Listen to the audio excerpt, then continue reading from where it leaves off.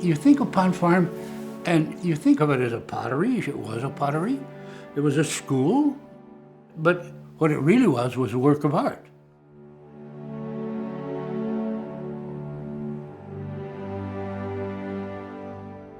When my parents bought the land, they bought it from a family called the Walkers. And the Walkers had originally homesteaded it from when the Indians were there. My father's dream for Pond Farm was to create a space for artists to work and teach at the same time. At that time was World War II. All of the artists that came were Jewish, including Marguerite. My father approached her on his dream, and she knew what was going on and knew she had to get out. It was a need to escape, and Pond Farm was a concept that was in harmony with the Bauhaus. It was something exciting to help build as a concept, and it attracted incredible artists. And so you're talking about almost 2 years of this incredible experiment.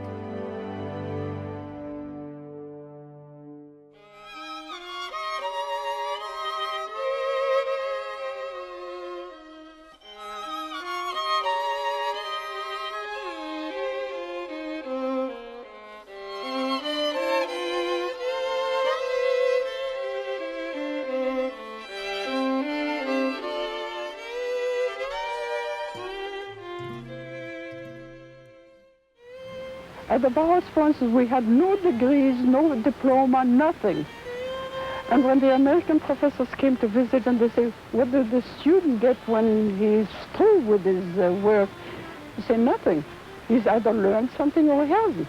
It was built on the crafts and a complete human being. And if he were good, the craftsman would become an artist. That's how I feel too. Marguerite said, to make art, you have to care a great deal and not give a damn. Caring a great deal means that you're going to do your best. Not giving a damn means that you're disinhibited enough to do your best. Every year she had 15 to 30 students. The classes were 9 weeks long. You spent from 8 o'clock till 3 in the afternoon throwing, or you were decorating or trimming or whatever. There was a prescribed number of forms that you learned to make. From those forms, simple as some of them were, you could make anything. What you learned on that one, you took to the next one, which was a little more difficult, and a little more difficult, and a little more difficult. She was teaching the technique of how to make these shapes, but also behind it, which I didn't grasp for a long time, she was teaching us to see visually. So then you start looking with great more attention. The size-shape relationship, the size of the base to the size of the rim to the height of the piece, that's not that different than the others, but it is enough different that it just looks more formful. The last 3 weeks, she wanted you to do something to see what you could do with that information. Well, that can go almost anywhere. It depended on how artistic you were.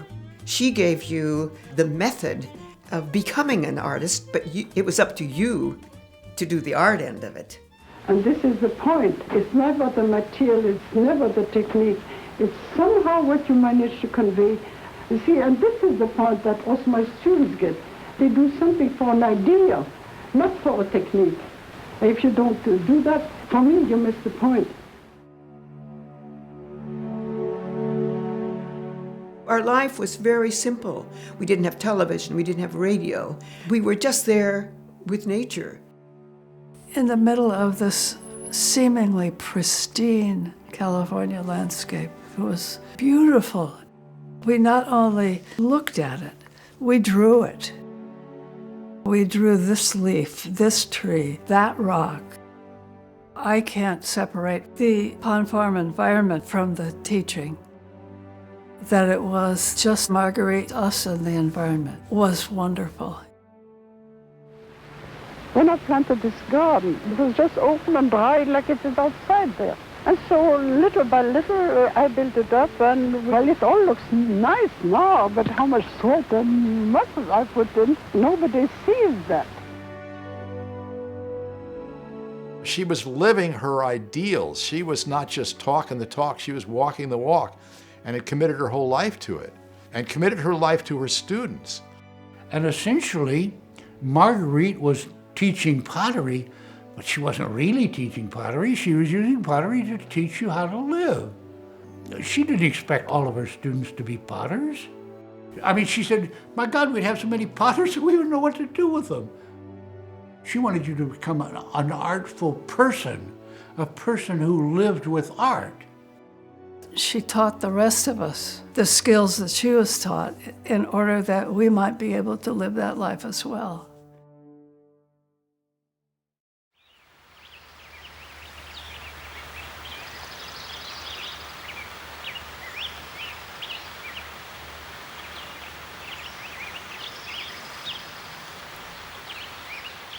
The Hers once said that this was a retreat from the world run amok.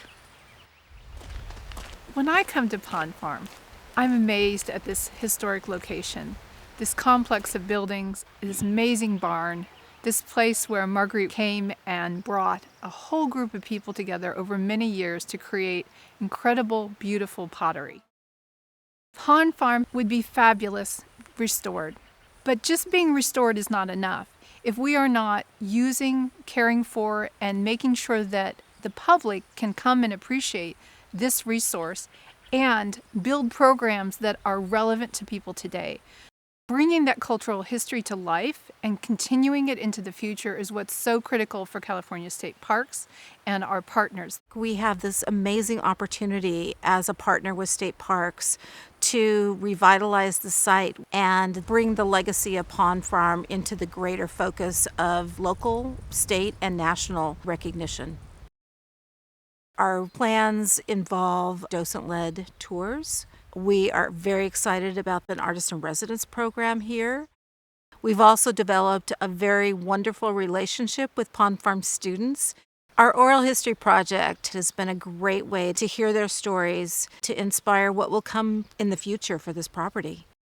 And that's what it's going to take. It's going to take a whole group of people to work together to bring the site alive again.